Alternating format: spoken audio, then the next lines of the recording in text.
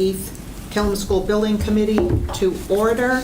We have a quorum now, so Pat is going to be here in a minute. So Sean? Here. John? Yes. Chris? Yeah. Kirk? Here. Did I see Ed? No Ed. Greg? Here. Nancy? Yes, here. And Carla is here. Thank you, everyone. Quickly, I will go over our agenda. We'll start with public comment. We'll do liaison reports. We will, Colliers will do financial review and a schedule review, and we'll have 2 votes on those. We are going to discuss and vote on our emergency generator, potentially not having an emergency generator. And then we are going to discuss and hopefully form a group and vote on the establishment of a finance working group. We will approve prior meeting minutes. We'll talk about future agenda items, and we'll adjourn. And I apologize, we did not put the reorg, so sorry. We will put it on the next agenda. Just shamelessly holding on to power. How about if Did you it's a 2 for 1 next time? 2 years for 1 vote. Do you think you're going to get off? No, no way. So we'll start with public comment. I don't think we have anybody. We have no one in the room. Okay, it doesn't look like we have any public comment. So we'll go to, does anybody have a liaison report? Yeah, I have a couple updates I can Sure. share. So the project team presented to the CPDC, what was the date? Yeah, two weeks ago. 2 weeks ago, thank you, Nancy. They opted to hold a special hearing to review the 2 major projects in town because they had so many other things on their docket. And it was a 2-hour hearing just for our project, but at the end, they did go ahead and vote to approve the site plan review. So they did not ask for a continuation, which is great for the design team, that we're just done in one go, so. Awesome. Good job, Awesome. by the way. That was an excellent presentation. I got a lot of people who made comments about how professional Yeah, and so excellent the nice. presentation was. Thank you. So thank you. That's great to hear. I can also report that we received comments back from the MSBA on the DD submittal. I don't know if Colliers has any kind of thing to say about them, but I thought they were very light, certainly compared to previous rounds of comments. And then we did receive the geothermal test report back as well. Did you want to see it, John? Yeah, sure. Sure, I'll send it to you. Anyone else? Of course. And we have to turn those comments to the MSBA back in 2 weeks? 2 weeks. 14 days. Yeah, I think it's the 24, I'm on the wrong month here. We got them on Wednesday, they'll be back on Wednesday the 17th. Perfect. So we're good with that. Yep. Okay. Awesome. In terms of the geothermal report, what does it actually say? That it's going to work, we can only do 26 or whatever the scenario is? So our engineers are working on analyzing what the impact is for our design and the number of wells. So the geothermal report just gives you the how much thermal capacity the well has. So if we scale it out, is it going to be what we thought it would be like a couple of months ago, or? I don't know yet. I don't know the answer to that yet. Yeah. It's almost certainly going to be because the thermal characteristics in the northeast are well known and the rock is well known, so there shouldn't be any. But, you can't tell. It's 50 degrees. Water comes out at 50 degrees or 52. That's it. Alrighty. It also gives a little information on how much water, when you're drilling like Yeah. that, you encounter a There's lot a of water water. zone in Yeah. the middle, actually. Yeah. And then when they went down deeper, they didn't get any more water. Okay. Which is what we'll have to, deal with logistically on site. But we didn't hit oil, so no oil. So we're not rich. No gold, no oil. Great. Any other liaison reports? Okay. Take it away, Justin. I think I need to make sure I can share my screen.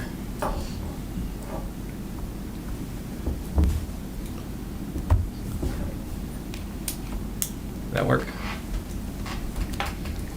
Yep. All right. Bear with me because I forgot my mouse, and it's brutal not having a mouse trying to look at these sheets.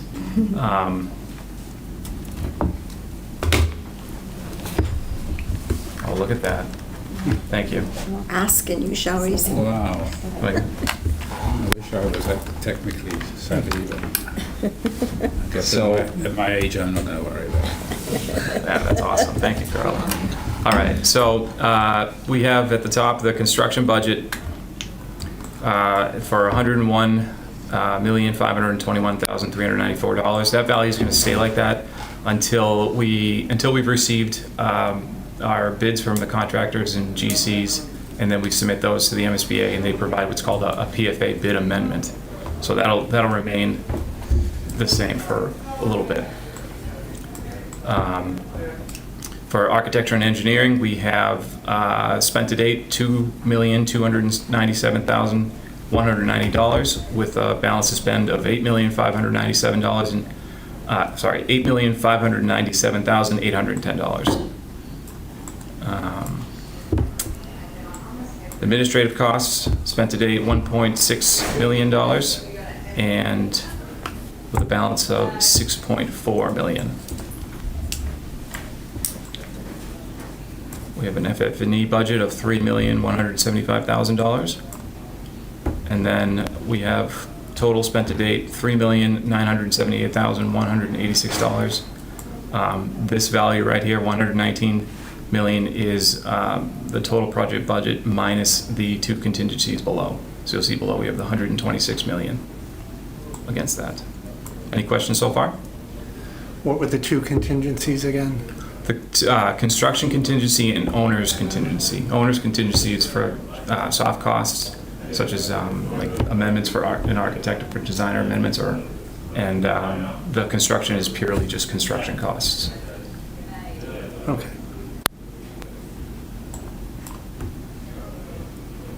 All right.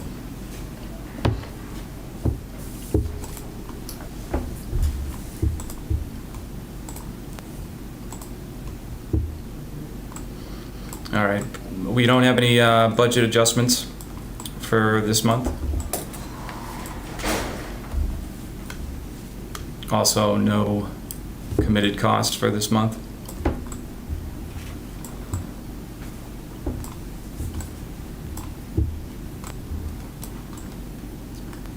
We do have 3 invoices. So the first invoice is for Colliers. It's our invoice that we pulled last meeting, and we're submitting it this time so it's for services for the month of July. And then we have 2 GNAP invoices for services for July and for August.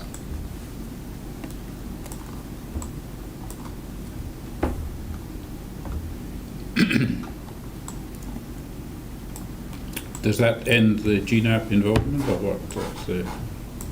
They spent all the money? Or? No, I don't believe that closes their contract out. I have to double check what the balance is. Okay.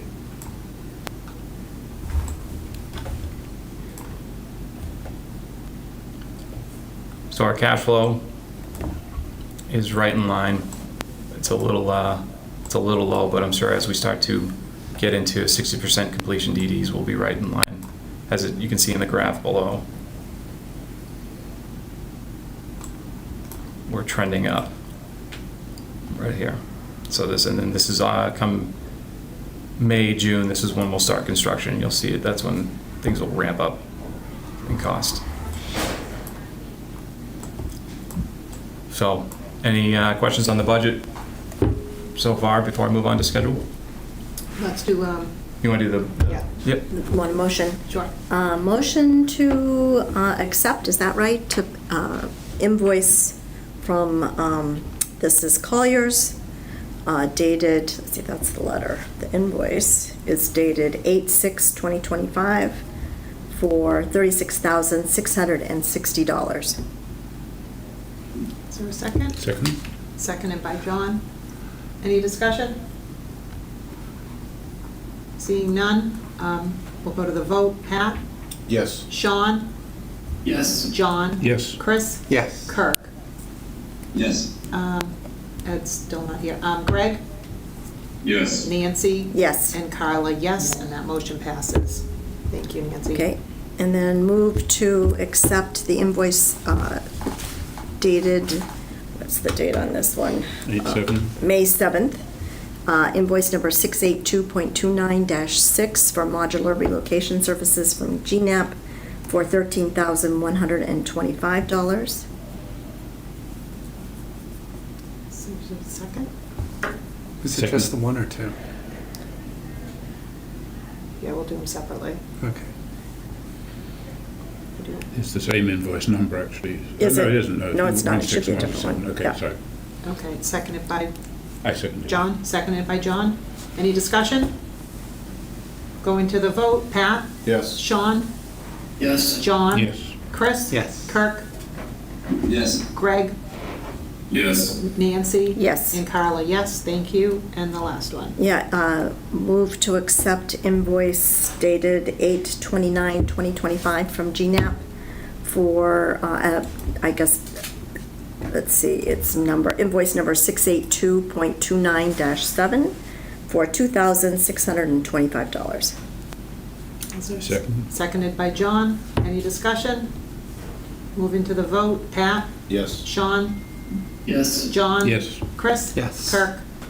Yes. Greg? Yes. Nancy? Yes. And Carla, yes, and that passes. Thank you. Okay, All right, schedule. move on to schedule.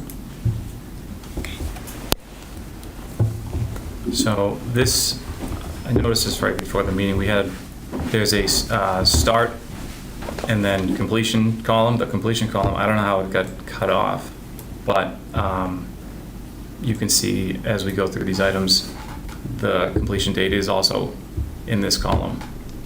So we've submitted the DD package. We received comments back from the MSBA, which we're going to address in, I believe some of those comments will be addressed in the 60%, and we're going to respond to them.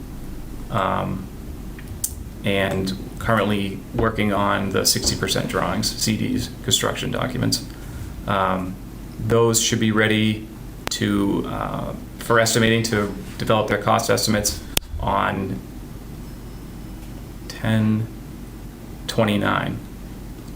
Then they'll have their reconciliation on those estimates from 10/29 to 10/31. And then we'll be reviewing those cost estimates with the XLT on 11/4, and then approving them for the 11/10 SBC. Okay. The 90% documents will be same order, with cost estimating being ready for 2/3. I'm sorry, 1/16 to 1/30. Then they'll reconcile from on January 30th to February 3rd, with reviewing those documents at the XLT on February 4th. And then we'll be voting approving those at the 2/9 SBC. So I just wanted to point out those dates because there's a point I want to make following this. We have early packages coming up soon. This is for the early package 1, which is the switchgear and generator, and early package 2 is the earthwork cut. The package 1 documents will be ready on, I believe they'll be ready to vote on 12/8 to be approved, and then we'll issue them for pricing, and then at the 1/12 SBC will be voting to approve those. For the earthwork package, those documents will be ready on 11/10, voting to be approved. And then we'll have bids due on 12/15 to be reviewed. I think right now we have an SBC scheduled for 12/8 or 12/9. that we might want to just bump to that date, 12/15. It's the following Monday. It won't affect schedule, just it'd be, give us time to get the pricing in. Is there For a each package. is there a pre-qualification requirement for earthworks? For the early package 2, Yeah. I think it's No. going to be under 10 million, so. Because it's a Chapter 30 procurement, there's no qualification, that's my understanding. Chapter 30B. Correct. Both of you are correct. It's going to be under 10 million and it's chapter 30B. Both correct. Both correct. Both got correct. Okay, so there's no pre-qualification. Yeah. Yep. Are we 100% committed to these packages, or is this still a topic of conversation? I mean, I don't know what we're seeing in the market right now for lead times on switchgear and generators. I'd be curious to hear what Greg has to say. But I'm just not seeing, I'm not seeing like the issue that we had a couple of years ago where you had to pre-order some of this stuff. It's like probably like a 40-week lead time, but we've got an 18-month construction schedule, so, you know, yeah, it takes 10 months to get, but like the generator, you don't need until the end of the job. And, you know, who's doing the analysis, who's doing the analysis, you know, we take on risk by breaking out like the switchgear and generator. I don't know that we have the same pricing power that the electricians who would be bidding the job have. But we mitigate a delay risk. But I don't know if that risk is still real. Well, the pre-pricing of the generator came out of a problem your company had with another project, right? Well, so right now on another project of mine, we're still, this is an order that was placed a while ago. I'm not sure what orders today are going to Yeah, I mean, you had to be borrow resulting. one from New Hampshire or something like that, and that generated this. But as Pat said, has the market changed since then? So I haven't ordered any generators today, but I know we're still waiting, and we actually had the date on our middle school project that we're doing pushed out a couple weeks. So there's been a delay on a Yeah. current order. Okay.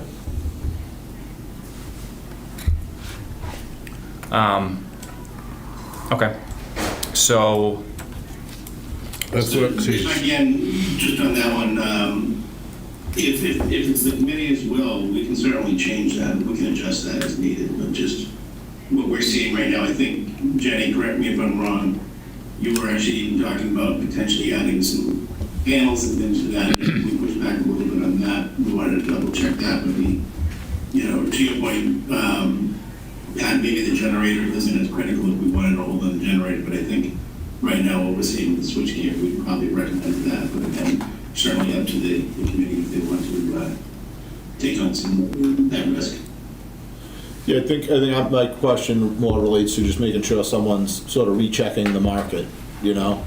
In 2022, I was definitely involved in projects that just simply couldn't finish within the time frame because of procurement. Like chiller, rooftop units, things that on a 14-month construction schedule that were released at the start of the project just aren't there in 14 months.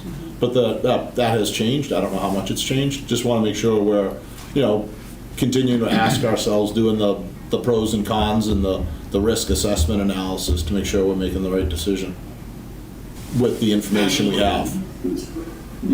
Yeah, like I said, we are continuing to evaluate that, and like Jenny and her team were looking at potentially adding a couple of other items to that, and we did ask them to double check that part of it. I guess what is the downside to ordering in advance? I mean, are we risking the price? Oh, sorry, go ahead. No, are we like risking the price going down and we bought it higher, or like why? I don't see the advantage here. I think Pat kind of highlighted the two potentials there. One is that the electricians may have better buying power and may be able to push the needle a little bit more as far as getting competitive bids, if you will, because they deal with these folks all the time.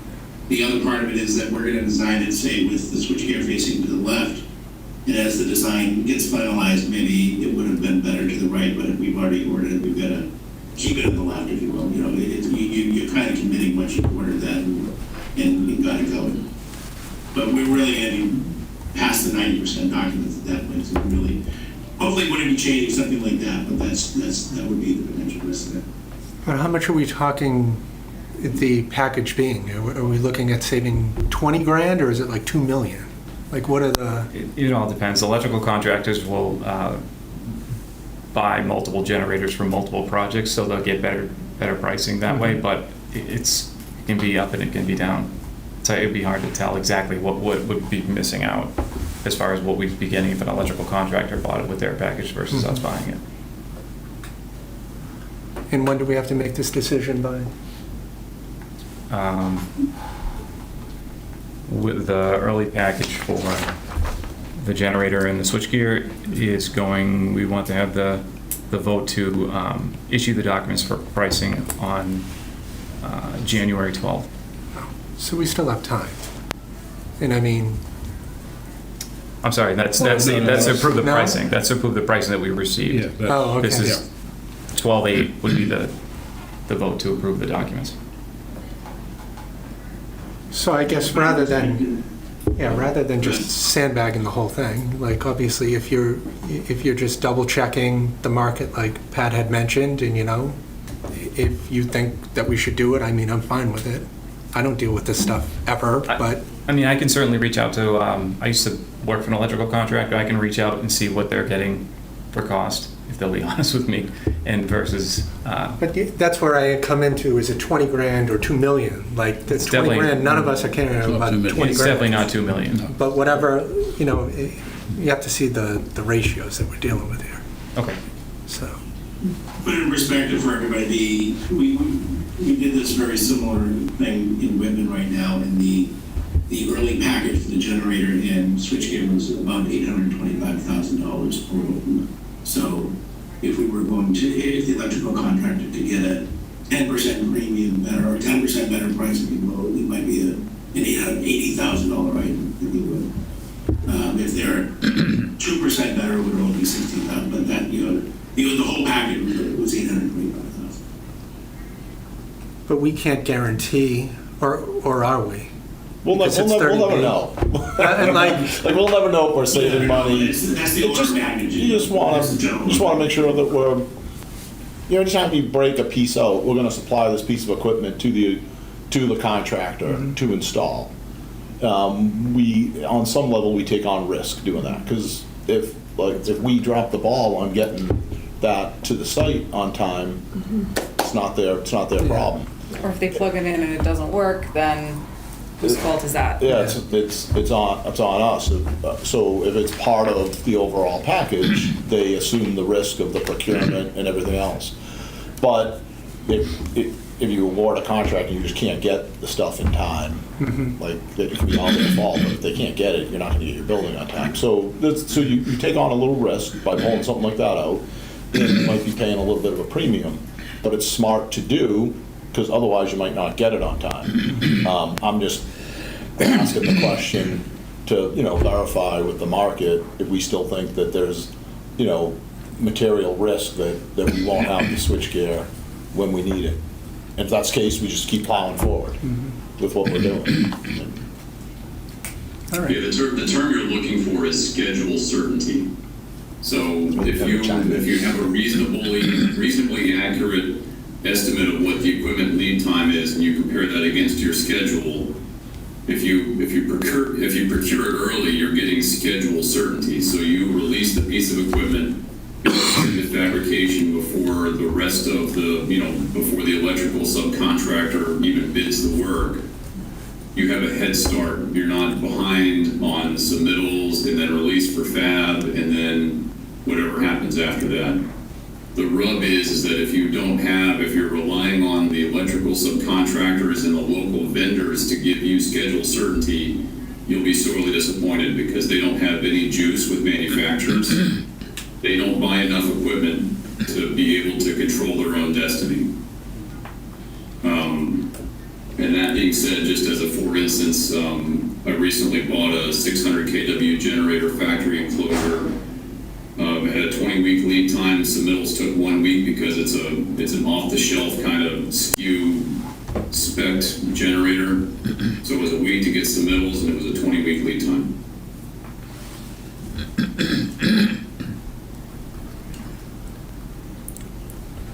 Thank you. So Greg, what do you think? Do you think we should stay the course? This is Greg's, we couldn't be more in Greg's wheelhouse right now. I'm wearing my Source Blue swag right now. I could tell you that I could buy all this stuff and I could buy it tomorrow. And the company I work for ensures schedule certainty because we buy, almost $2 billion worth of equipment a year. We're the biggest, next to the federal government, we're the biggest purchaser of equipment in the country. He works for Turner, so don't. That's But I don't think I can leverage that for this purpose. I think it's a mixed bag. The market's a little bonkers right now, and I think tariffs and the uncertainty around tariffs is also driving a lot of uncertainty. At least once a week you get a new letter from a new manufacturer that says based on the tariff landscape, we're either running behind or we've got availability, or it's going to be a 20% premium, or we reserve the right to invoke price increases with zero notice for orders that aren't already in fab. So the risk landscape is very unknown at this point. I think for the type of equipment that we're looking at, though, where the biggest pressure on the market is right now is all the hyperscalers and all the data centers. So all of the generators above 2 megawatts with custom enclosures, all of the big double-ended 480-volt switchgear, that range of stuff that is in the data center wheelhouse is where the biggest, the most pressure still is. Air source heat pumps, ground source heat pumps, rooftop units, integral rooftop units are not are coming back to earth a little bit, and with the commercial market slowing down a little bit, I'd say that's likely to improve slightly as well. So just put up your yellow thumbs up or thumbs down on your screen. You don't have to say anything. No committal. It's kind of like listening to the I was just Fed. trying to get him talking. We've got until Fed, December to so really make a final decision. Then So, what do you actually think? Thank you, Greg. we don't need to make. And do some research. But I haven't had a chance to do the exercise, but what I need to do is just take a look at, what equipment is shown and included versus what the ROJ, the required on job, would be, and then see if we have a problem yet. I don't think right now, not just cursory, I don't think we're going to have a problem. And I think, to Pat's point, I don't think the generator is the problem either, right? Especially if we downsize to a 400 kW machine. I think I could probably find one of those locally that's available with a factory skin-tight enclosure and a code-compliant day tank. They had one at Home Depot last week. Not quite Home Depot, John, but Close enough. The other thing with generators is sometimes the generator isn't the problem, it's the We've got till ATS. December to decide. We don't have to. So depending on the size of the ATS and the design withstand rating, and if the engineers spec any features like a bypass, they can be just as long, if not slightly longer, than the generators. Again, because of the data center market. Okay. Good. All right. Thank you. So were you looking to hold the December 8th meeting? Or We would like to Yes, it's- push it to slide it to the the 15th? December 15th. Isn't it the? Then we can do both of the approvals in one meeting. You're right. 12:15. So the bids are due and we'll be able to vote on it immediately, right? To vote to review the pricing, we would have the pricing to review at that SBC to vote on who we go with. Yeah, as soon as the bids come in, we will evaluate them, make sure the bid bonds are proper, the addendum if they're already acknowledged, everything's signed and everything. We can do that very quickly. Okay. Am I reading this correctly? The bids are due on the 5th. The bids are due on the 15th? Well, that's what that says, yes. The bids can be due on the 14th. So you guys will have enough time to get it together, approve it, and then get it to us for a vote on the 15th? Yes. Okay. Okay. Okay, so do we want to move the meeting? Yes. All right. So let's change that to the 15th. So with the, at 90% CDs, the MSBA requires a steel peer review. And we require one by code to be conducted, and we also have other code reviews that we're looking to obtain. So I think the timing would be right in order to solicit pricing for all of it in one RFP. We would send out the 60% documents to get pricing for the review of the 90% documents. So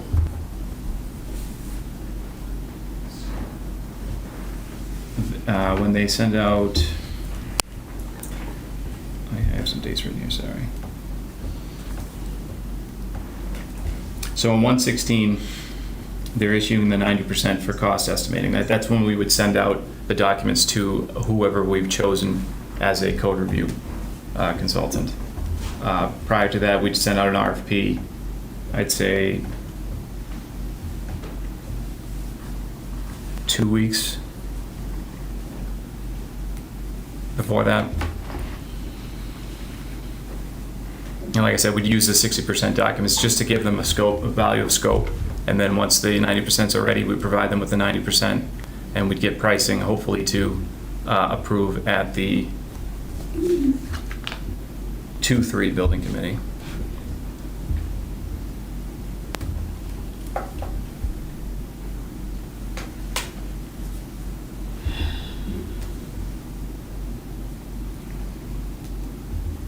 So we'll write up the RFP and provide it to the town tomorrow. It'll be, I believe, an attachment B, and then we'll provide it to the XLT for review. Okay, technically, our February meeting would be on the 9th, right? Yep.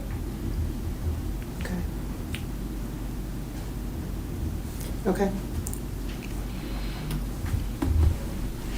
Now, the earthwork package it says cut down to foundation level, but it also includes bringing in new soils, right? It's not just a cut down, it's...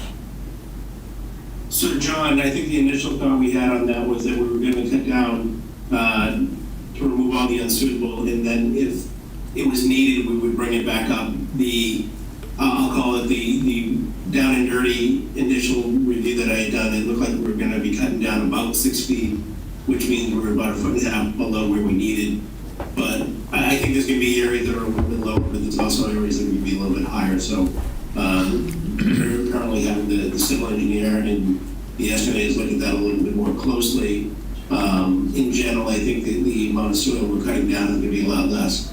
The amount that we're bringing back is going to be less, but there will be a little bit of both. So we're not bringing it back up to grade, we're bringing it up to 4 feet below grade, basically. Yes, Yeah. exactly. Okay.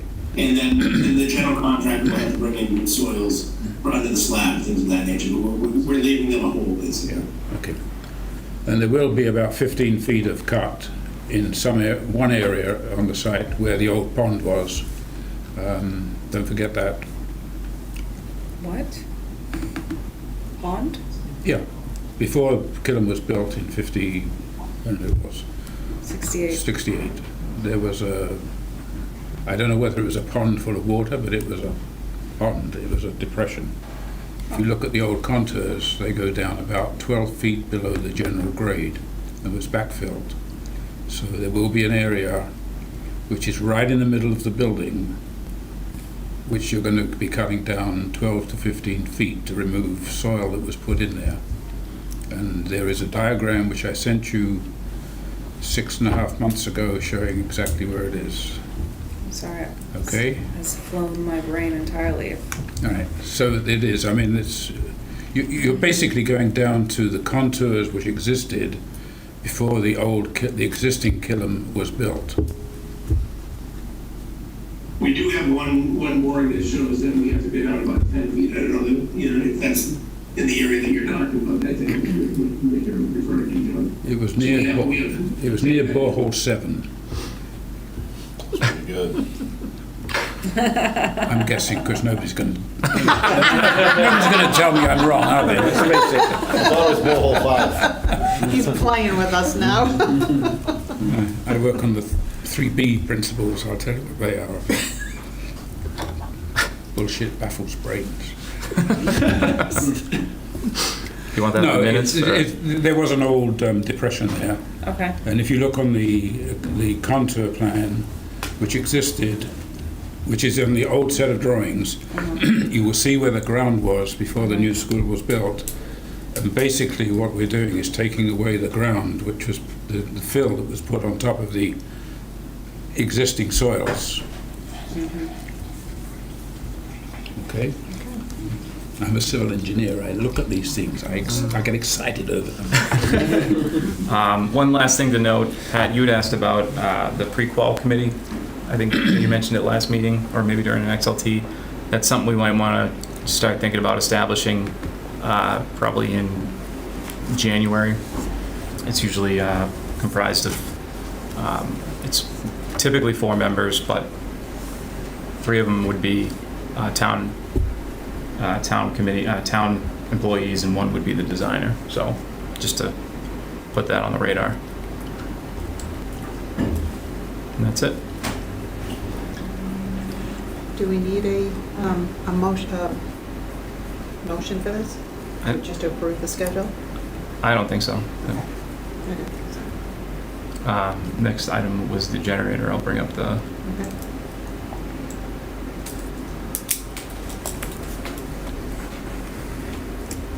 Should I go ahead and summarize? Sure. So we've been asked to look at changing the generator. We had carried a 700 kW generator, which was sufficient to allow for shelter in place and using about half the school, continuing to heat and occupy half the school as well as running the kitchen, so that in the event of an emergency, a heating, or if it was used as a heating or cooling shelter center, that the town would be able to use the school as for this shelter in place function. That was the original request of the fire chief when we were in the early design phase.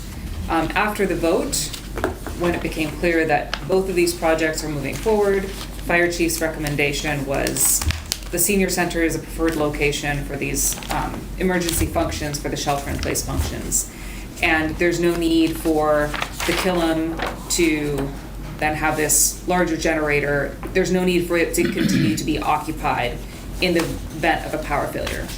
We still need a generator because it's an all-electric building. So in order to keep the enough heat on in the building to protect the building systems, and there's also some other things. We keep the refrigeration on the power generator so all the food in the kitchen doesn't spoil. There's certain IT equipment that doesn't needs to have a universal power supply so it doesn't go down with a power failure. So that smaller generator, we kind of listed out exactly which systems we wanted to supply. The 400 kW generator is just sufficient to protect the building and its systems in the event of a power failure.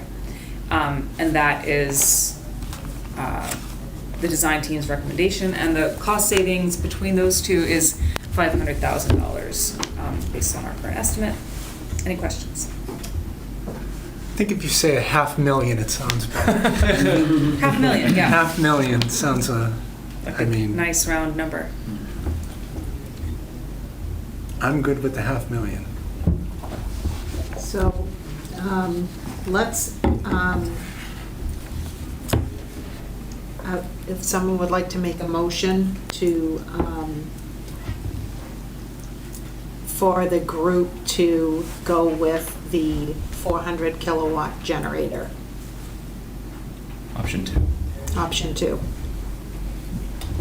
I'll make a motion to direct the design team and project team to continue with the design with the 400 kilowatt generator as requested by the fire department. Second. Seconded by Chris. Any discussion? I just want to know when Recal, how much Recal gets out of that. Yes. The 500,000. Yeah. It's all the same We bucket. might need it. Actually, we need dirt over at Recal, so maybe we could take the earthwork here and ship it over the road to Recal and do some preloading. Do you think that? You can No, take it all. You can take our Don't dirt. think about it. Could I just correct the statement I made earlier? Borehole 8. Not 7. Okay, we're going to the vote.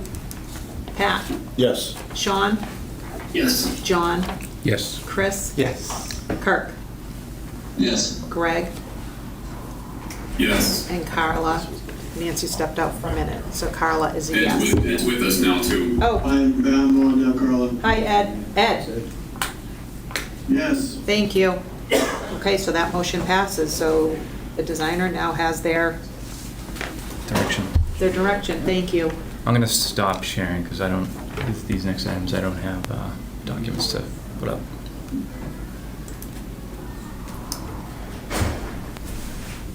Okay, so we'll move on. Josh, do you mind pulling up the prior meeting minutes at 8:18?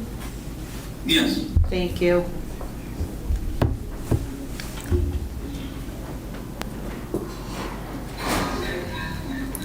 You see the pond, Jenny? Are you? What are these grades, though? Well, we don't, it's not necessarily the same datum. Sorry, Josh. You know, We can hold, you can hold that. Datums change. Thank you.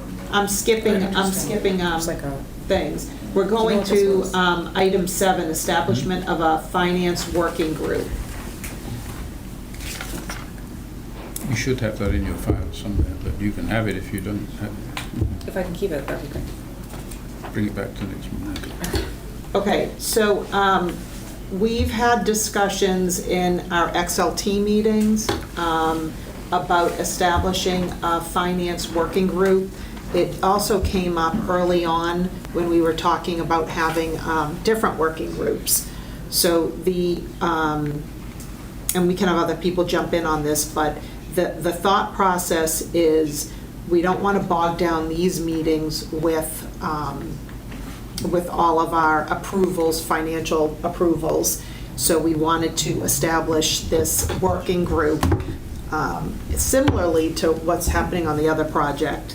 So to have a few members on this committee that will establish a timeline for when they will consistently meet before these meetings, and then come to KSBC with their approval of what answering questions and or their approval for us to be able to better make a vote. It doesn't mean that this group doesn't review it as well. It just means that we have a working group that has extra eyes on it. So, Pat, you want to jump in at all? Yeah, the concept would just be to give a specific group sort of charge with anytime we're either making a commitment or spending money, awarding a contract, making an amendment to a contract, or approving an invoice. There's a group that's going to be, charged with taking just a little bit of a deeper dive to make sure we're doing our due diligence, and they have a little more time. And if there are any questions about said invoice or amendment, they can happen leading up to the meeting, so we're not kind of caught in this, I have a question here, and you're kind of you may not have an answer for us, and we're in an all or nothing, right? Because we always want to keep things moving. So the thought was it would just help move things along. And that committee would come with a recommendation that we approve this, so it would have the opportunity to have some dialogue, I guess, before the meeting, was the thought. That's what we're doing on the recal project.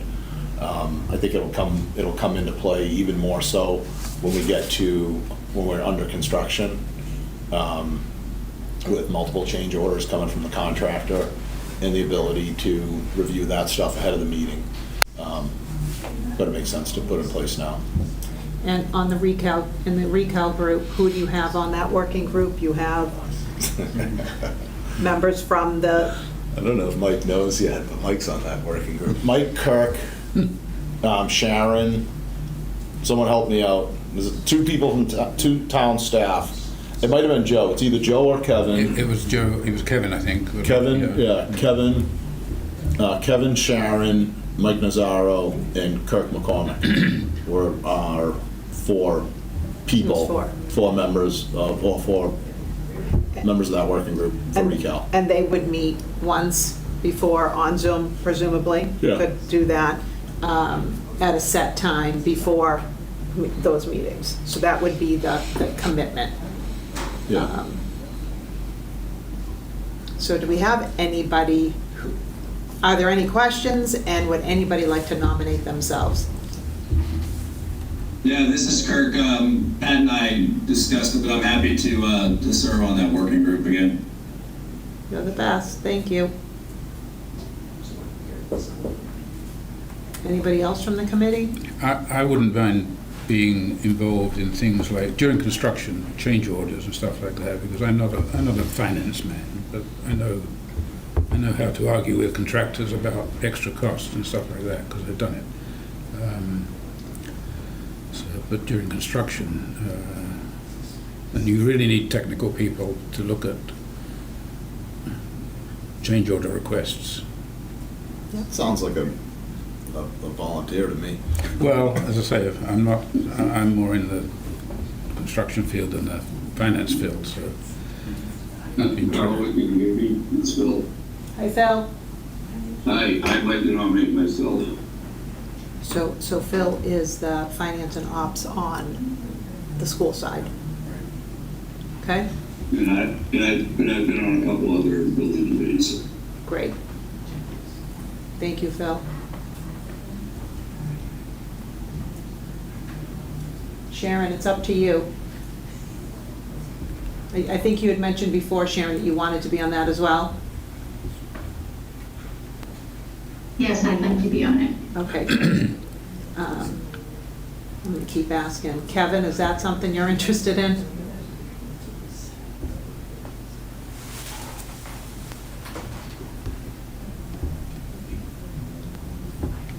We'll come back to Kevin Kabuzzi. He's on, but he's muted. So. Okay.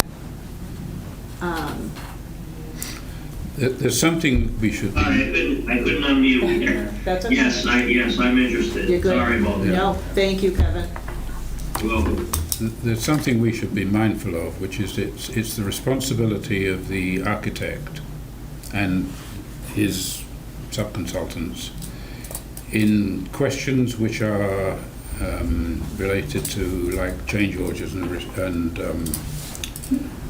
requests for extra payment on the contractor. They are supposed to view these requests with no bias. In other words, they're not supposed to be in favour of the town, or when you have a committee like that where you have town employees, you could say it's a bias committee. So legally it's a little bit difficult. But you know, it's actually the architect's job to recommend change orders, accepting change orders. Well, John, this is Kirk. From my perspective, if there's a question as to whether or not a contractor is seeking extra compensation for something that is arguably covered by the base scope, and it's not a change order, I'm going to have to defer to the architect, the design team, because I don't have the expertise to opine as to that. So I think that you're right. There's obviously got to be a role for the architect in some of these discussions. Yeah, If I can, I would actually say it's both the OPM and the architect, so just my expectation, I do these working groups quite regularly, is that we're going to receive the initial PCO, proposed change order. We're gonna work with the architect, and we're gonna go back and forth with the contractor, get to when we're happy, we're ready to present it to you. Now, when we present it to you, it's maybe one of three things. We've reviewed it, we've come to what we believe is a fair, reasonable assessment, and we're bringing it to you as a group, saying all three parties are recommending this, if you will. That's what option one. Option two, maybe the architect feels it's a change order and we don't, or vice versa. We might come to you and say, hey, we have a difference of opinion. We want to present that to you and let you do that. And then the third is that maybe the architect and OPM are not recommending it, but the contractor might be, say, threatening to proceed under protest or something like that. Again, we'll bring that to you folks, not so that you would have to make a decision at a moment, but just so that you're aware of what's going on. And if you want to make a decision, you could. So I think it is our job to be the first line of defense, and we'll be doing a lot of that back and forth. We'll be checking for markups and labor rates and things like that, so that when it gets to you, when the actual value gets to you, hopefully it's more of a rubber stamp, but it is certainly something we want to be able to have detailed discussion with some people that do have some of that technical knowledge as well. Yeah, and that's exactly what I was talking about, Mike. I mean, you and the architect, you're going to know more about what's in scope. If they're asking for additional time, you're going to know more about what the critical path delays are and whether they're excusable, that sort of thing. So I would definitely lean heavily on your expertise. And so that the way you're describing it sounds great to me. Yeah. And the other thing I was going to say is that I don't think you guys have been referring to this as a working group, and I think that that is the appropriate terminology I would use here. It's not a subcommittee, and typically what I say with that is the working group doesn't have power. They have the power to recommend to this group. This group is the one that's always going to take the action. If it's a working group, then it doesn't necessarily have to be open public meeting type thing or whatever. It's an internal discussion to be brought forward to this, and the open discussion was held at this meeting, if that makes sense. Pat, you good with that committee? Yeah, Yeah? that's Okay. perfect. So I have Kirk, Phil, Sharon, and Kevin. So thank you, everyone. So could I ask that, could that group get together before our next meeting, just to set up a schedule of when you think that would be the best time to meet?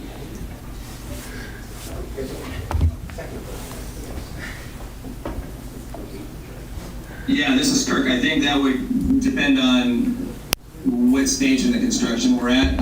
So, for example, if there are proposed change orders that are out there and Mike and the architect are reviewing them, and I think that our meeting would be kind of dependent on when Mike and the design team might have a recommendation or might have investigated the issue thoroughly before they present it to us. So I'm not quite sure.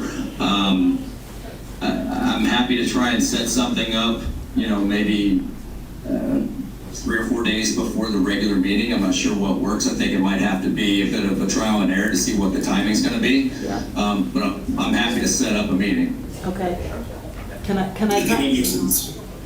Kurt, can we consider you almost like the chair of that little committee there? Yeah, that's fine. Okay, perfect. All right, super.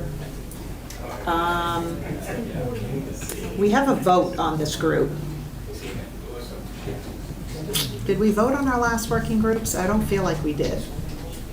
I don't think you did. Yeah, I don't think we did. I don't think we need a vote unless anybody disagrees with that.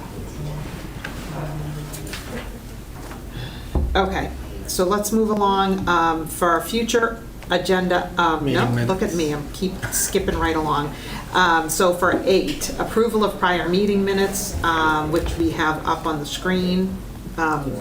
So it's our August 18th meeting. I have a correction to those minutes. I do too. Go ahead.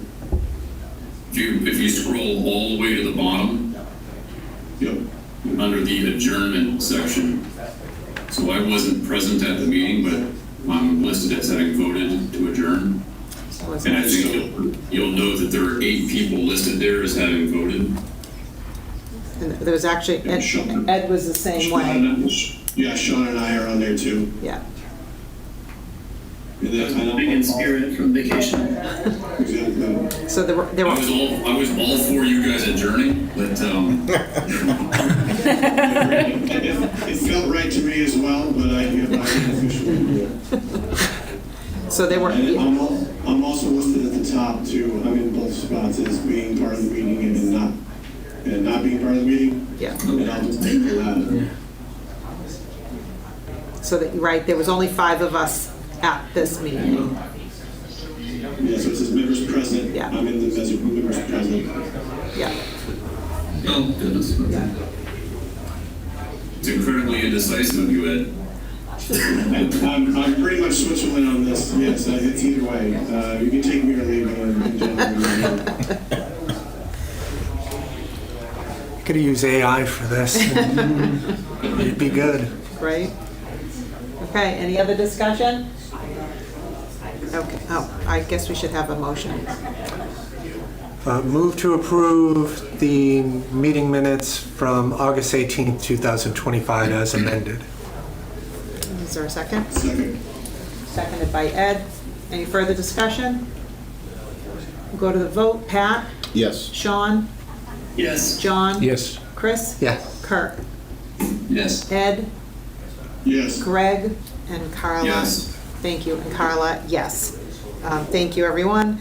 And then for our future agenda items, so our next meeting will be Tuesday, October 14th. And that's because there's a holiday on the 13th. Wednesday, November 12th, because we have town meeting that week on Mondays and Thursdays. And then we'll move the December 8th meeting to the 15th. Sorry, Josh, but thank you. It's okay. Josh has been keeping us in line with all of these things. Next agenda will have our reorg on it for the chair and vice chair position. And any other items for future agendas that anybody can think of? I think next month we said we were gonna bring the exterior materials and just let this group share the samples, exterior material samples with this group. For interior and exterior? Just exterior next time, and then interior sometime like in January maybe. So if anybody wants to see samples of the exterior materials of the building, they'll be in person. We can't do that virtually, so come on in next meeting. So the October 14th meeting, and you'll be able to kind of see them. It's kind of cool to see them. If it was daylight, we'd take them outside because that's what we did when we were picking them too. So, but it's kind of cool to actually see them in person. So, there's your little Show and tell. right show and tell to come I on. thought we were going to get a visual mock-up. Say again. You say that Visual again. mock-up. I thought we were going to get a visual mock-up. I think it's a joke. Full scale at the site with the oriented. Full scale. If you come in next meeting, we will. Awesome. All right. Anybody want to make a motion? Motion to adjourn. Second. Okay, seconded by Pat. Non-negotiable. Pat. Yes. Sean. Yes. John. Yes. Chris. Yes. Kirk. Yes. Ed. Yes. Greg. And Carla, yes. Thanks, everyone. We're adjourned. Thank you, Carla. Thanks, everyone. 1 hour, exactly. See that? That was pretty good. Right? I know it's bad when we need extra seating.